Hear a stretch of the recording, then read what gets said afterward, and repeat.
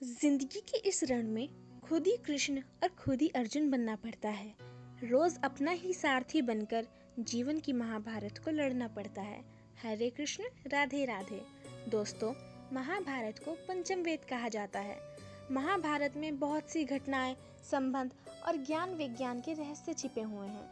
महाभारत योद्धाओं की गाथाओं के लिए ही नहीं, बल्कि इससे जुड़े शाप, वचन और आशीर्वाद के कारण भी हमारे मन प्राण में बसा हुआ है।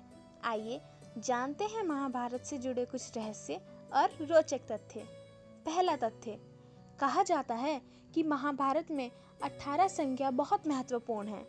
महाभारत की पुस्तक में 18 अध्याय हैं। गीता में भी 18 अध्याय हैं। कृष्ण जी ने अर्जुन को 18 दिन तक गीता का ज्ञान दिया था।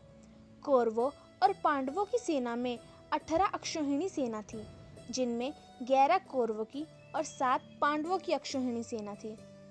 यह युद्ध भी 18 दिन तक चला था और युद्ध में 18 योद्धा ही जीवित बचे थे। महाभारत में 18 संख्या या तो कोई संयोग है या फिर इसमें कोई रहस्य छिपा है।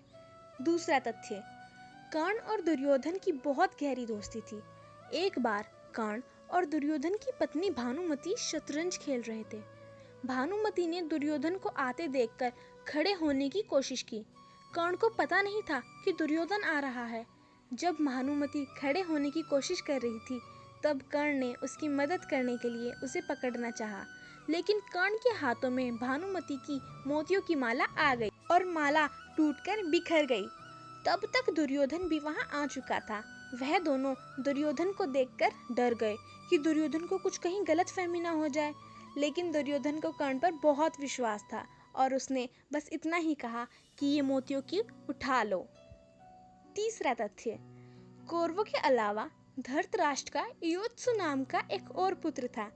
गांधारी की गर्भवती के समय वह धृतराष्ट्र की सेवा करने में असमर्थ थी, इसलिए उन दिनों वैश्य नाम की दासी धृतराष्ट्र की सेवा करती थी। युयुत्सु वैश्य और धृतराष्ट्र का पुत्र था। युयुत्सु बहुत यशस्वी और विचारशील था।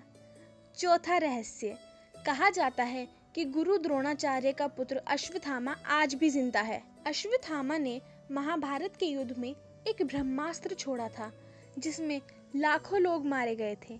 ये सब देखकर श्री कृष्ण जी क्रोधित हो गए और उन्होंने अश्वत्थामा को श्राप दे दिया कि वह इन सब कर मृतक लोगों का पाप ढोता हुआ 3000 वर्ष तक निर्जन स्थानों पर भटकता रहेगा।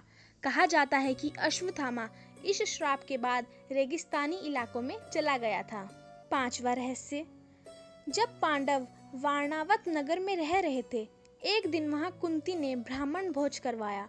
सब लोग के भोजन करके चले जाने के बाद वहां एक भील स्त्री अपने 5 पुत्रों के साथ भोजन करने आई। उस रात वह अपने पुत्रों के साथ वहीं सो गई। उसी रात दुर्योधन ने महल में आग लगा दी और सभी पांडव कुंती सहित गुप्त रास्ते से बाहर निकल गए। सुबह जब लोगों ने भील स्त्री और उसके 5 पुत्र के शव देखे, तो उन्हें लगा कि कुंती और 5 पांडव चल मर गए हैं। छठा रहस्य, मरने से पहले पांडवों के पिता पांडु ने अपने पुत्रों से कहा कि वे उसका दिमाग खा जाएं, क्योंकि इससे वह बुद्धिमान होंगे और ज्ञान भी हासिल होगा। लेकिन उनमें से सिर्फ सहदेव ने ही अपने पिता का दिमाग को खाया। जब सहदेव ने पहली बार दिमाग खाया, उसे दुनिया में बीत चुकी चीजों के बारे में जाना। दूसरी बार वो जो वर्तमान में हो रहा है उसने वो जाना। तीसरी बार भविष्य में क्या होने वाला है इसके बारे में भी उसे जानकारी हासिल की।